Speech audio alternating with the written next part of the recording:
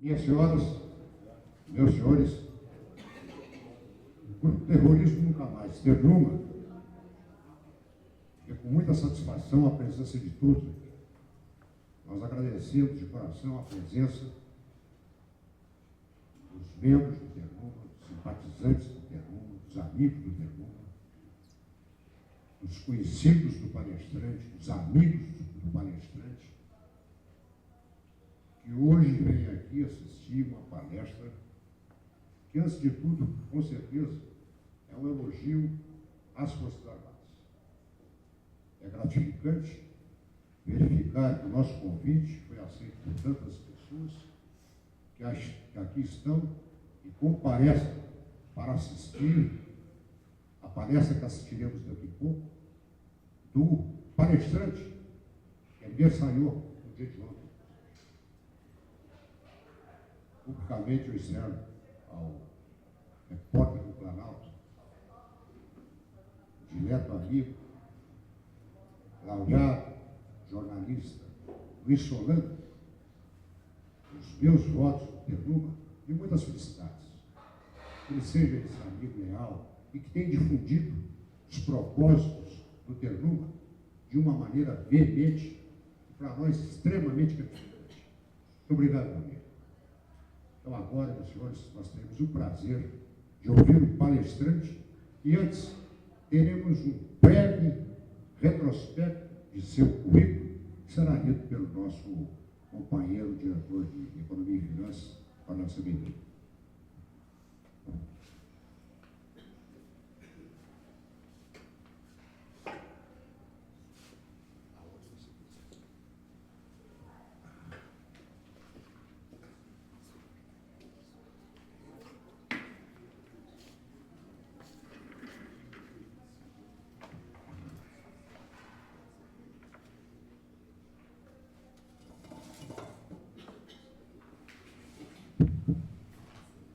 Senhores, boa noite. Com muita satisfação que fui designado para ler o currículo do nosso palestrante e foi feita uma síntese do que merecidamente ele teria páginas e páginas no seu currículo. Assim, não sendo muito extenso, eu vou procurar ler aquilo que foi montado para ele. Até aqui o extrato do currículo de Luiz Einar Nery Solano. É jornalista com mais de 55 anos de atividades em Belém e no Distrito Federal. Acompanhou de perto os governos históricos dos presidentes Costa e Silva, Médici, Ernesto Geisel, João Figueiredo, José Sarney, Itamar Franco e Fernando Henrique Cardoso, bem como o mais recente, Luiz Inácio da Silva. Viajou para países como Iraque, onde cobriu a guerra Irã-Iraque, antiga União Soviética, Senegal, Peru, Guatemala, Cuba, República Dominicana, Haiti, Itália, Portugal, Espanha, Alemanha, Moçambique, África do Sul, Bélgica, França, Estados Unidos, Japão, Hong Kong e outros países. Foi diretor de diversos jornais como Folha da Tarde, Diários e emissoras associadas de Goiás, além de ter sido correspondente dos jornais O Liberal e O Província do Pará, A Crítica de Manaus, o Diário de Notícias, o Jornal Amapá Estado, o Guaporé, dentre outras atuações na área de necessidade da imprensa e parlamentares, ministros de Estado, governadores e clubes sociais e esportivos. É o mais antigo profissional da área de cadastrado para cobrir assuntos relativos à Presidência da República, Congresso Nacional e Ministérios de Brasília, onde reside há 52 anos. Atualmente, cobre a Fundação APNP de Sergipe, TV, rádio AM e FM, os principais fatos que acontecem nos bastidores do Palácio do Planalto, ministérios, Congresso Nacional e demais órgãos federais sediados em Brasília. Entre as muitas atividades exercidas durante a sua carreira jornalística, lembra com orgulho ter trabalhado com o brigadeiro Otomar de Souza Pinto como seu assessor especial do governo de Roraima, participado de 3 Operação Nacional do Projeto Rondon, ao lado do coronel Sérgio Pasquale, seu companheiro do Instituto Histórico e Geográfico do Distrito Federal. Assessorado como jornalista, o brigadeiro Haroldo Veloso, quando este era deputado federal pelo Pará, além de ter acompanhado o ministro Mário Graça em diversas viagens pelo Brasil como jornalista credenciado no Ministério do Interior. Na sua brilhante carreira, citamos a sua assessoria a diversos deputados, correspondente de diversos jornais e chefe de gabinete. Atualmente, exerce diversos cargos, membro do Instituto Histórico e Geográfico do Distrito Federal, membro da Associação Brasileira de Imprensa, membro da Academia de Letras do Planalto, membro da Associação de Imprensa de Brasília, membro do Sindicato dos Jornalistas Profissionais do Distrito Federal, membro da Associação Nacional de Jornalistas, membro da Associação Internacional de Jornalistas e diretor da SOAMAR, sigla que significa Sociedade dos Amigos da Marinha. Foi agraciado com diversas medalhas e placas e possui diversos títulos honoríficos. Eis um breve retrato do nosso convidado e laureado jornalista Luiz Solano, cognominado o repórter do Planalto, cidadão honorário de Brasília, título concedido pela Câmara Legislativa do Distrito Federal, um baluarte do patriotismo e que nos honra na noite de hoje com sua declaração de apreço para com as Forças Armadas. Com a palavra, o nosso palestrante.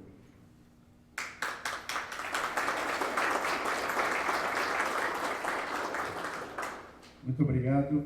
Antes de mais nada, queria agradecer a presença da minha esposa, a doutora Ilka da Cunha Barros, bacharel em turismo, bacharel em direito, filha do meu médico, pessoa que veio preencher uma lacuna depois do falecimento da minha esposa.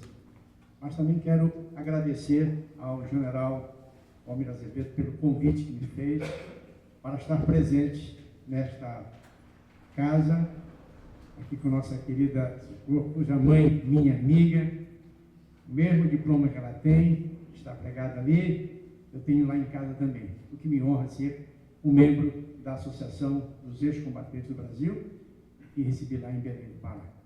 Quero agradecer a presença dos amigos, em especial um que eu trouxe para cá, que é o comandante Campelo, passou a ser agora a ser colunista de um blog que roda lá na internet, em Belém do Pará, em toda a Amazônia, e todos os companheiros.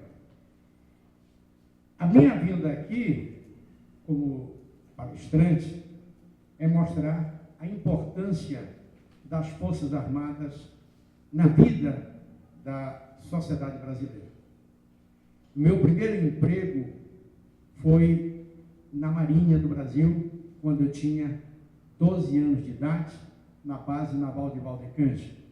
Meu pai era operário e nesse emprego lá da base naval eu aprendi o que é ter disciplina, eu aprendi o que é ser brasileiro e é por isso que eu tenho este amor pelas Forças Armadas brasileiras, Exército, Marinha e Aeronáutica.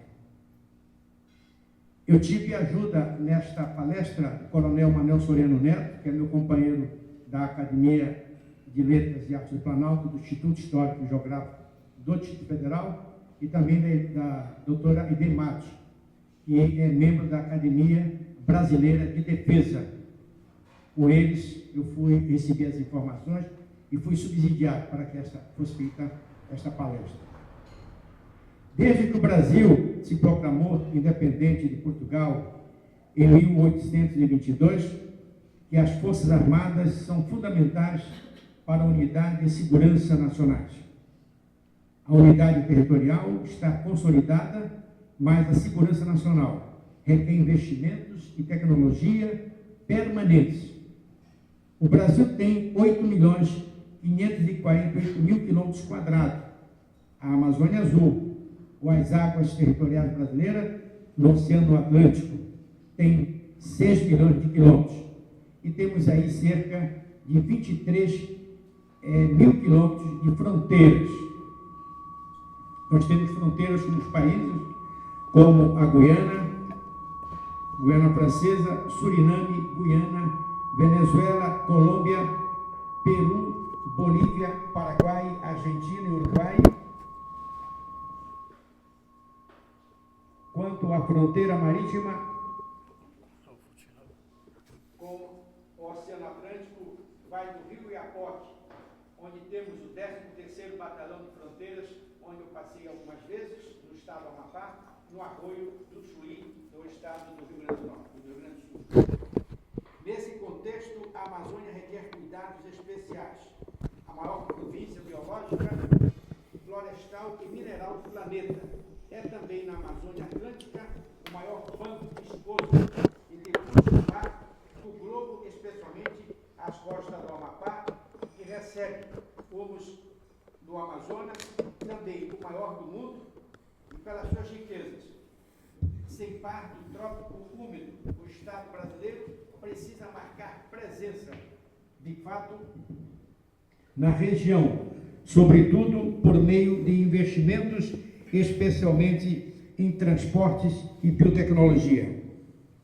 Hoje, além da missão de assegurar o Estado brasileiro democrático contra qualquer ataque desestabilizador, seja externo ou interno, as Forças Armadas têm ainda a missão social e civil importantíssima para o desenvolvimento do país, especialmente na periferia, aqui considerando-se também a Amazônia.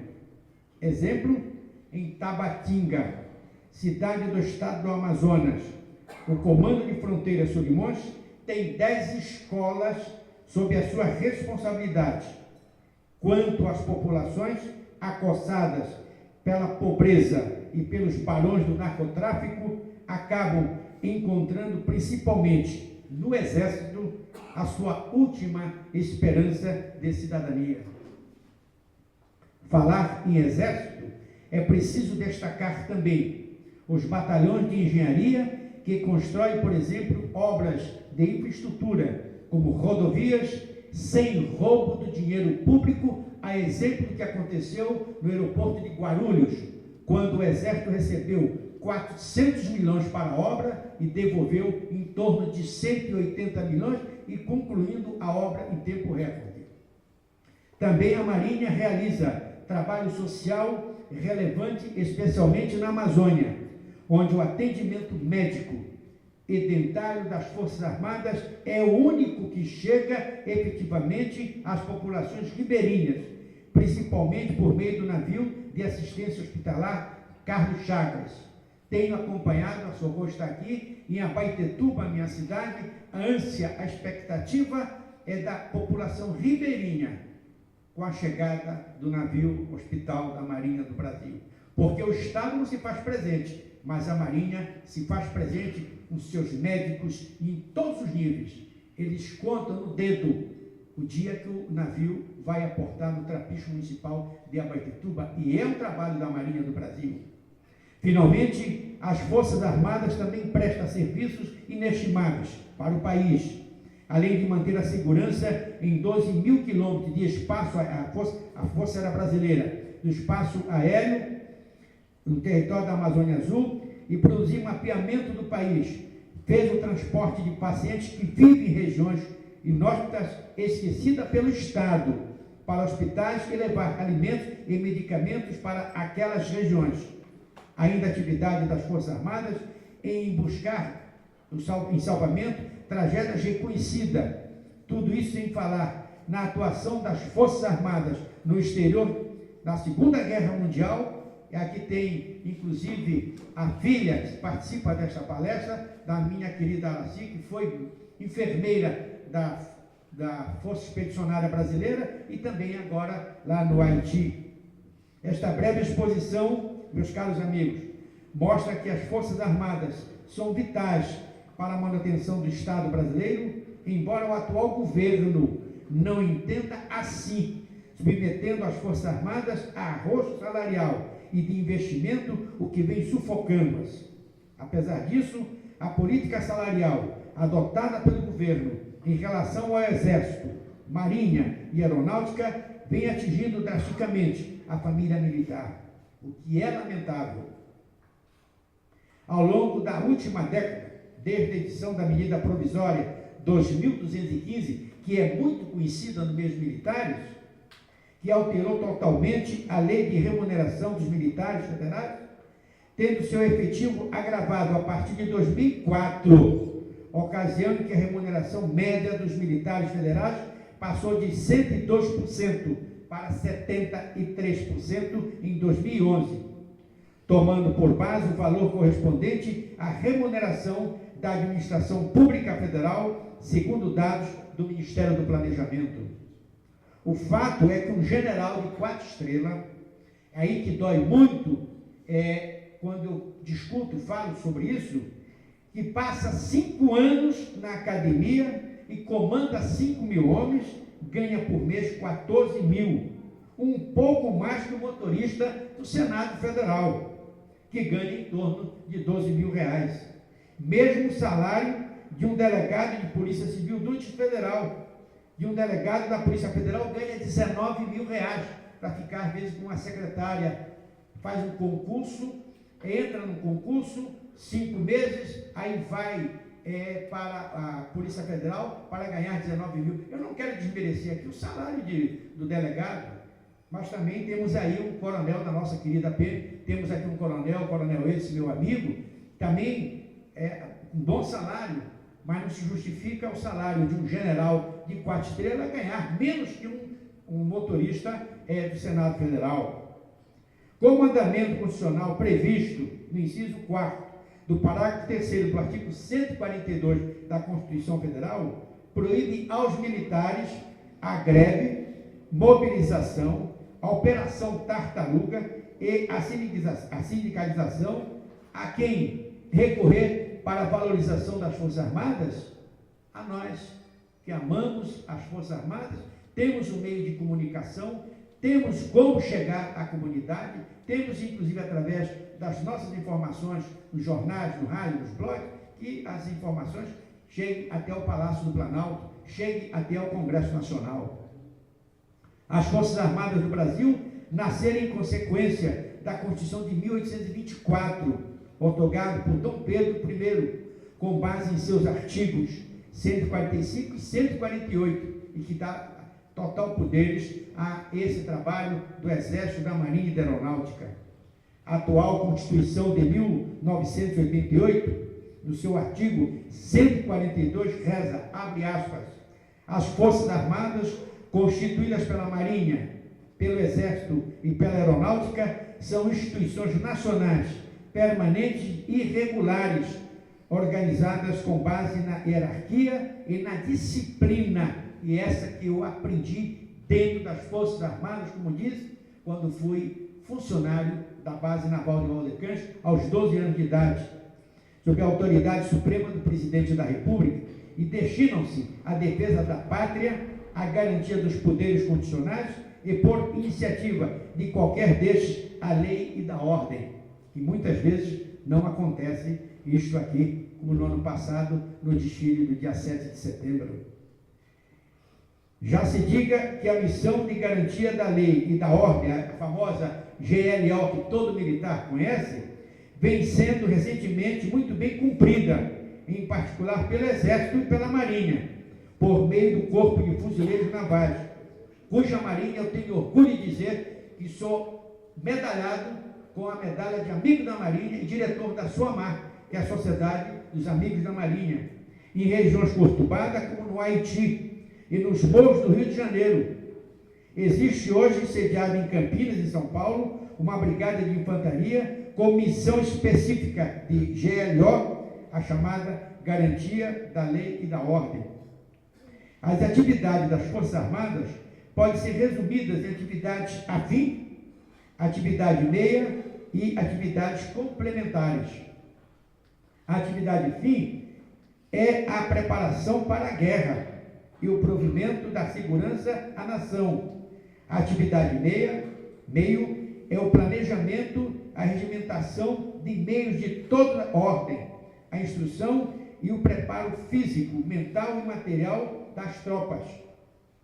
Tudo para um bom emprego quanto ao cumprimento de suas missões constitucionais, e as atividades complementares são as mais voltadas para a contribuição do desenvolvimento ou o progresso nacional, como, por exemplo, a desenvolvida pela engenharia de construção de nosso Exército Brasileiro. É acerca dessas atividades complementares que trataremos no curso desta palestra, enfocando em especial as ações do Exército Brasileiro. E a Força Armada, que, como todos sabem, é a que mais se dedica às tais atividades de cunho benemérito para o progresso do nosso país. Comecemos com a Marinha do Brasil. Esta Força Armada tem hoje a magna incumbência de defender o nosso imenso litoral, a chamada Amazônia Azul, onde se encontram as reservas de petróleo em águas rasas e em águas profundas, o chamado pré-sal, tão cobiçado pelas grandes potências, principalmente pelos Estados Unidos.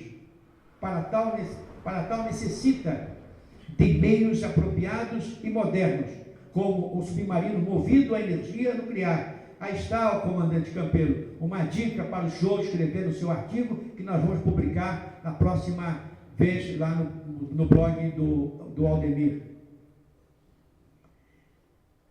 Com seus meios para a defesa e guarda da Amazônia, os seus navios de patrulha fluvial e navios hospitais singram as águas dos principais rios daquela imensa e tão cobiçada região. Eu tive a oportunidade, na época do Almirante Leal, que era comandante do 7º Naval aqui em Brasília, a ficar 5 dias dentro de uma corveta.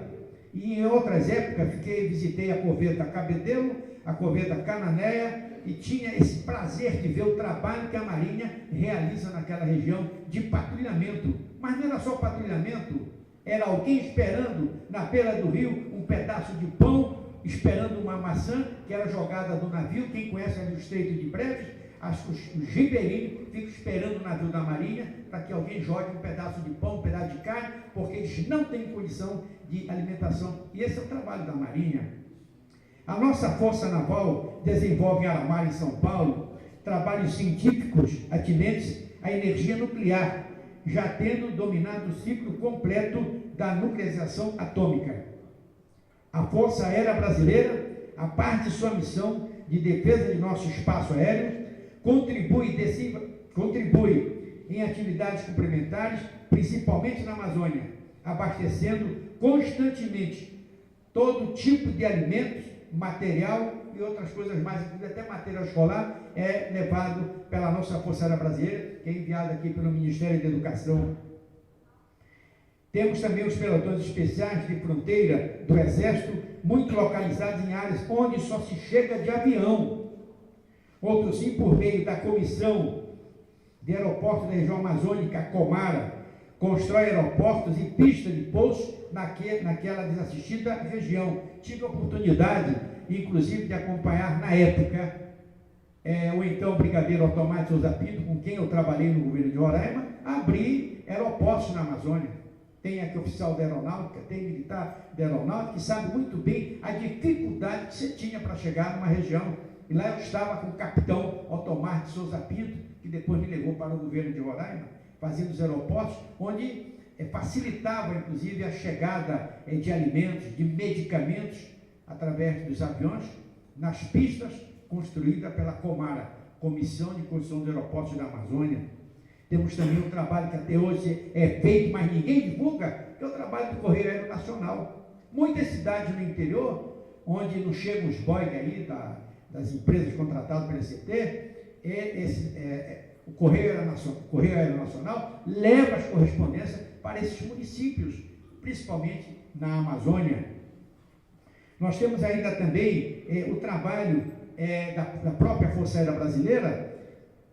Nem a propósito, houve um caso de um senhor que precisava de um coração aqui em Brasília, estava lá um avião da Força Aérea Brasileira transportando o coração para que essa vida fosse salva. É um trabalho da aeronáutica. A FAB, por intermédio do Instituto Tecnológico da Aeronáutica, o ITA, Instituto de Excelência e de Renome Internacional, forma engenheiros aeronáuticos altamente especializados e participa de projetos que exigem sofisticados conhecimentos e refina a tecnologia. A empresa brasileira aeronáutica Embraer, hoje uma das maiores do mundo, vem empregando esse quadro de excelentes engenheiros. Eu estava voando de Frankfurt para Genebra e no aeroporto tinha um avião da Embraer. Alguém disse assim: esse avião fabricado nos Estados Unidos? Eu rapidamente olhei, porque eu entendo de avião, sou piloto de avião, conheço a fabricação de avião. Eu disse: não é feito nos Estados Unidos, não. É feito no Brasil, lá no estado de São Paulo. Então é um produto nosso, produto da Embraer, produto da aeronáutica. São inúmeras atividades complementares desenvolvidas pelo Exército Brasileiro. O ensino, aqui que eu vou esta semana, eu vou começar a fazer uma carga muito grande com o que querem fazer com os colégios militares. E vocês sabem que querem acabar com os colégios militares em todo o Brasil.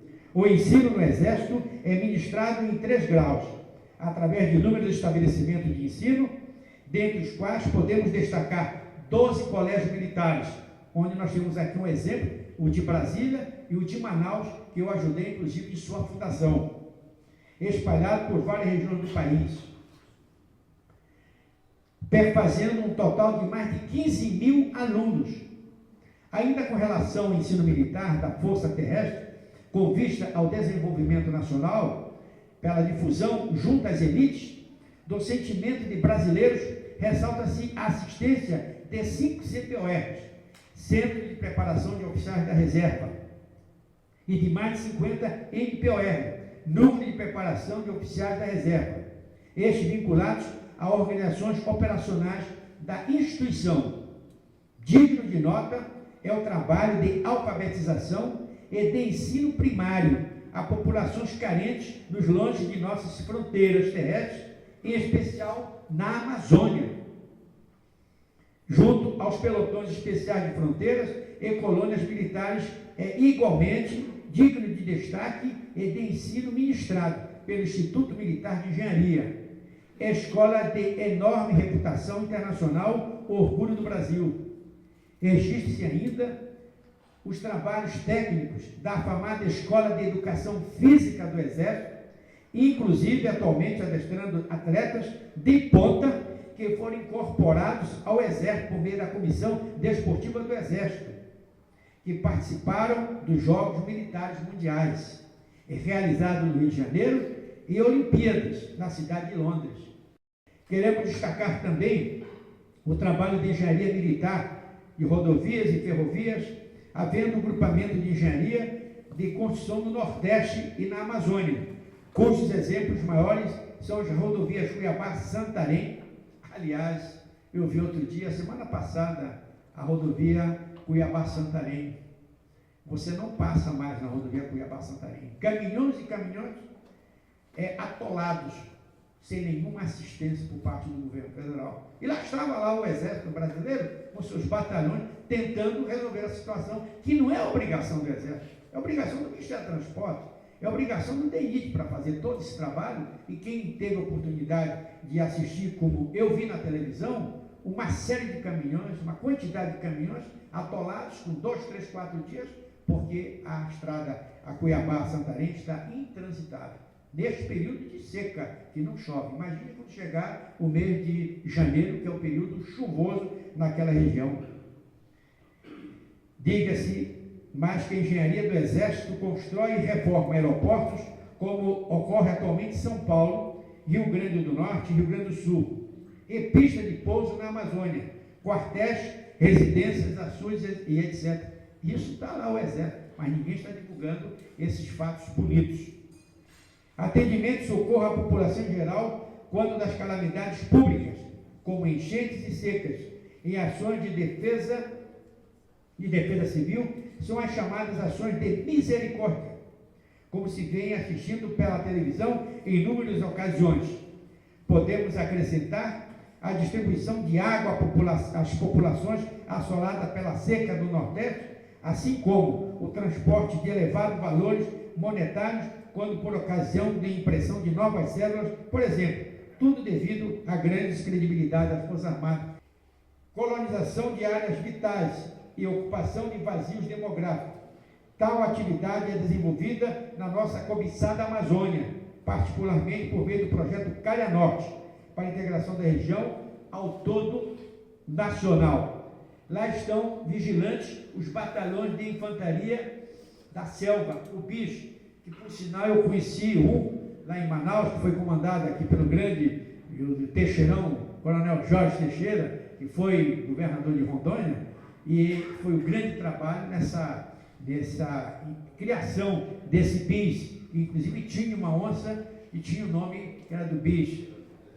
E os batalhões de engenharia de construção, o BEC, pois o Brasil possui 27 mil quilômetros de fronteiras terrestres, a maior parte nos longes amazônicos. Supervisionar a indústria de material bélico e a Fundação Habitacional do Exército, esta de grande importância para a construção civil no país.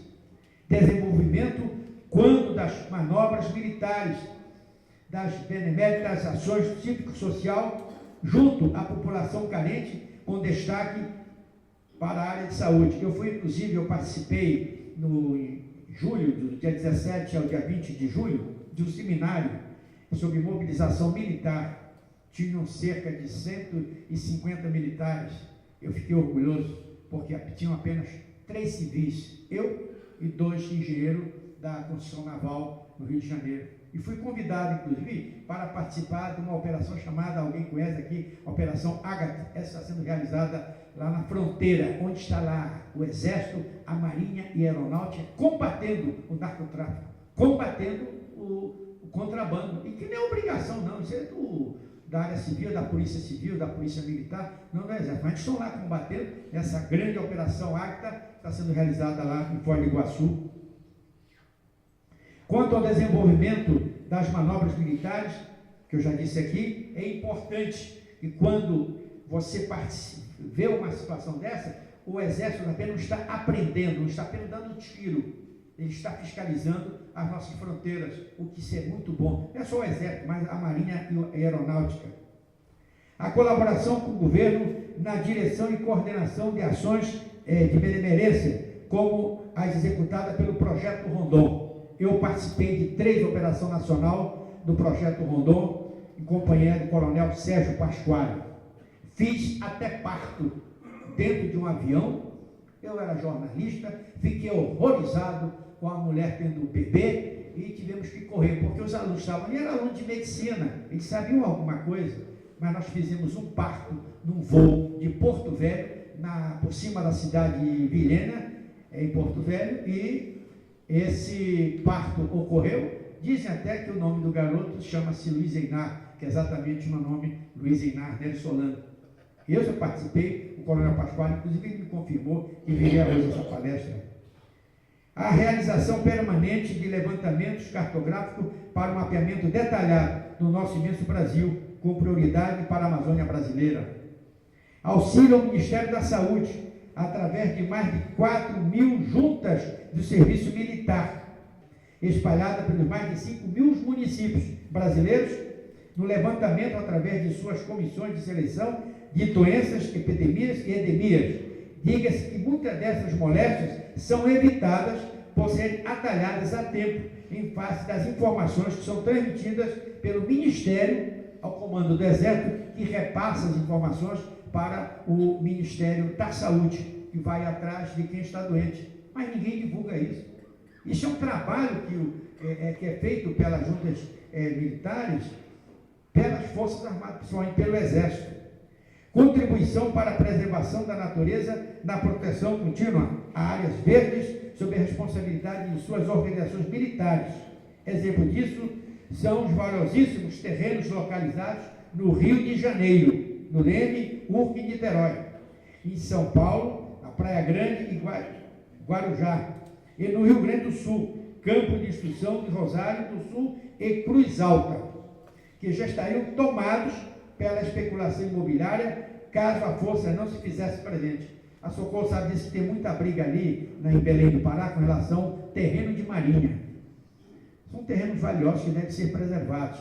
Mas quando há uma tentativa de invasão desses terrenos, ali inclusive na Estrada Nova, antiga Estrada Nova, a Marinha está lá e não deixa, não permite para evitar essa especulação imobiliária. Essas são apenas algumas das atividades complementares das Forças Armadas, em especial do Exército Brasileiro, alinhavados sem ordenação. Muito mais poderia ser lembrado, mas tal conjunto já dá uma ideia do que tem, sem alarde. Essas instituições são as maiores de credibilidade popular entre todas do Brasil. Vem fazendo de forma notável em prol do desenvolvimento e progresso nacional. Eu acho que a sociedade brasileira, vocês são já de idade, tem que levar isso para a mídia, tem que mostrar aos seus filhos, aos seus netos, o trabalho que realiza o Exército, a Marinha e a Aeronáutica. Eu cumpro a minha parte como jornalista, tenho escrito muito sobre esse assunto, tenho defendido as Forças Armadas com relação ao seu papel na sociedade brasileira, mas eu fico doente quando alguém vem e critica as Forças Armadas. Exemplo maior foi lá no Rio de Janeiro, quando era para estar presente a Polícia Civil, quando era para estar presente a Polícia Federal, quando era para estar presente a Polícia Militar, mas lá estava presente o Exército Brasileiro e a Marinha, fazendo o seu papel de proteger aquela população, principalmente a população do Morro do Alemão. Então, eu queria, antes de encerrar, agradecer ao general Valmir, amigo, e não vou chamá-lo mais de amigo, mas eu vou chamá-lo de meu irmão, porque eu me considero seu irmão nas Forças Armadas. A você, Socorro, por ter vindo aqui. Vou trazer o meu diploma que eu recebi da Associação dos Ex-Combatentes do Brasil, secção do Pará, um benemérito, também para que seja colocado aqui nesta...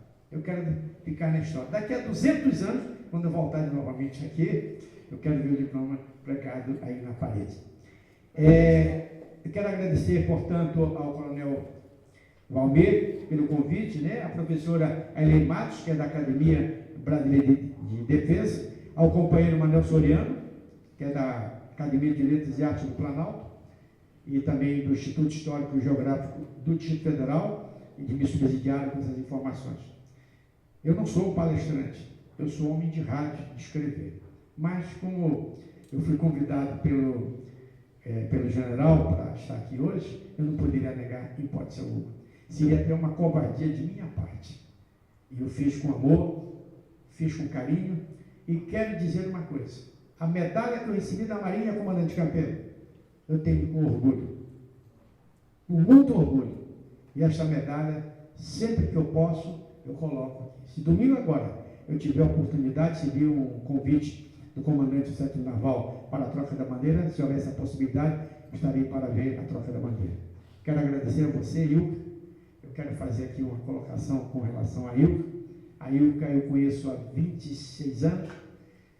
Tinha 14 anos de idade quando eu a conheci no movimento cristão chamado Segue-me. Eu trabalhando com a minha esposa, falecida no acidente de helicóptero aqui em Brasília, a Iris, e o pai dela trabalhando. Então, dia 7 de setembro, nós começamos a namorar. Até a data, 7 de setembro, nós começamos a namorar, casamos em 2007. Casamos no dia 16 de outubro de 2010. Como eu conheci a Ilka com 14 anos, meus colegas dizem, você esperou a menina crescer.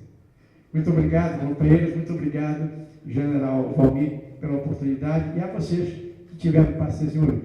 Mas eu me coloco à disposição para qualquer coisa, para qualquer intervenção. Pois não, comandante Capelo?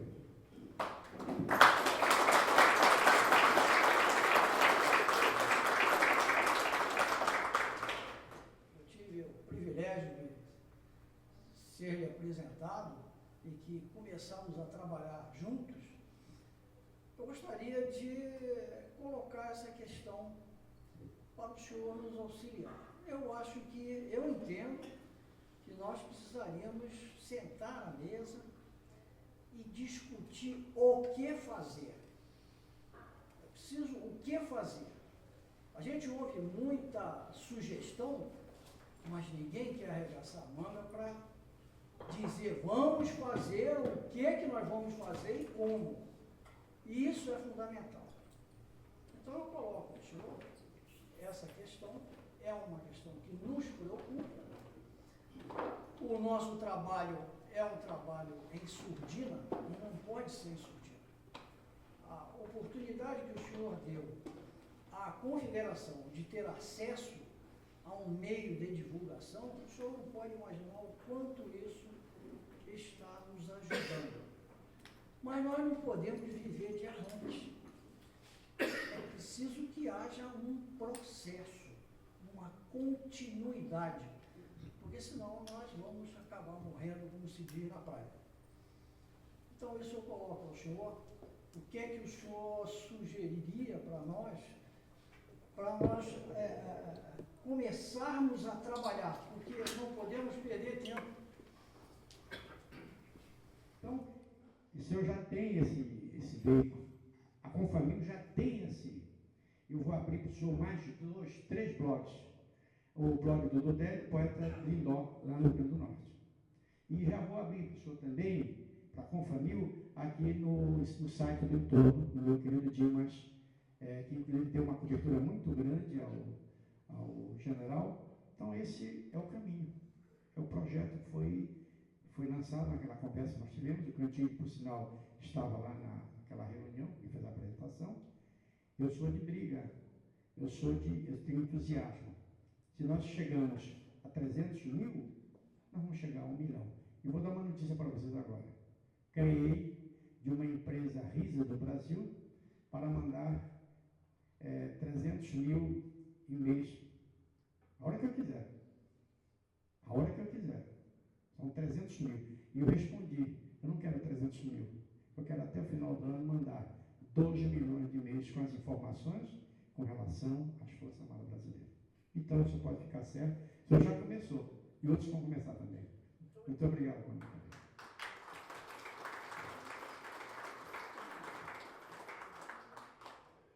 Debatedores, o microfone está à disposição. Então, qual seria, voltando à pergunta sobre uma outra ótica, de atingirmos particularmente a juventude, até porque o projeto Rondon, que foi citado, que era aquele que, junto às universidades, fazia esse trabalho, levava, mostrava o crescimento do que era feito pelo Exército nesses cantões e nos rincões, hoje ele praticamente está com uma dificuldade muito grande de subsistir. Né? Amanhã mesmo nós estaremos com o Pasquale almoçando. Né? A última reunião do projeto Rondon, a minha palestra foi sobre captação de recursos, para ver se pode fazer alguma coisa. Né? Então, e está muito difícil. Então, quais seriam os jornalistas, quais seriam as empresas que teriam capacidade e quais seriam aquelas pessoas formadoras de opinião que nós teríamos como cooptar? Esse processo é que tem que ser feito. Se não for feito, porque 2 milhões de e-mail, ótimo, né? É razoável, mas nós precisamos de uma forma muito mais consistente a semelhança do que está sendo feito pelos outros, no sentido de diminuir o conhecimento das Forças Armadas. Aqueles a quem não interessam essa exaltação e esse conhecimento daquilo que é feito, nós temos de nos contrapor a isso.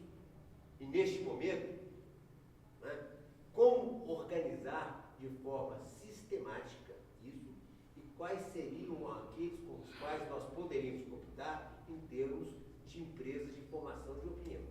Aqui. Se nós tivermos a capacidade, eu falei, inclusive, tenho trocado muito e-mail com o Teodoro, que está aqui do lado, vê um e-mail para mim, eu mando para 200, ele manda para 300, esse é o caminho, porque a juventude, ela tem acesso, muito mais acesso do que nós. Então, essa colocação que eu faço é de que vocês criem um fundo que seja um centavo desses 5 milhões, desse centavo, vocês vão ter os recursos para pagar o que vocês querem nos jornais. E eu não vou cobrar nada, não. Eu vou fazer o que vocês me mandarem. Com o Famil, quando eu tive nessa conversa com o comandante Campelo, nós estamos divulgando. E como eu disse, foram 300 mil acessos. E está vendo a repercussão, está vendo um trabalho muito grande. Então, eu acho que esse é o caminho, é a internet. Quando eu comecei a entrar na internet, tem 2 anos e meio, graças à doutora Ilka. Eu ainda sou da máquina IBM, de esfera ainda. Fazia meus artigos, dava para a secretária, e ela sempre dizia, não é você está dependendo, é dependente. Então, esse é o caminho, companheiro. É você começar a formar uma corrente para que você atinja a classe A, B, C. Pegar todo o alfabeto e estiver para divulgar aquilo que vocês querem. Quero agradecer essa frente que você está abrindo para nós. Mas tenho certeza que os companheiros que aqui estão, não gosto de usar essa palavra companheiro, mas os colegas que aqui estão, eles vão entender que eles são importantes no processo. Mulheres e homens, generais e cabos, todos somos importantes. E isso aqui não é discurso político, isso aqui não é discurso para ganhar voto de ninguém, que eu não sou candidato a nada. Mas eu peço a vocês que levem essa ideia, essa solicitação que o Luiz Solano está oferecendo para nós e divulguem com todo mundo, porque eu tenho certeza que nós vamos muito mais além disso. Obrigado. Muito obrigado, Cantinho. Parabéns, Solano, por essa bela demonstração de carinho pelas Forças Armadas, pelo conhecimento que tem a respeito e pela consciência que tem das necessidades e, mais do que isso, a competência para apresentar soluções que eu acho que juntos poderíamos ser ainda muito mais fortes. Muito obrigado.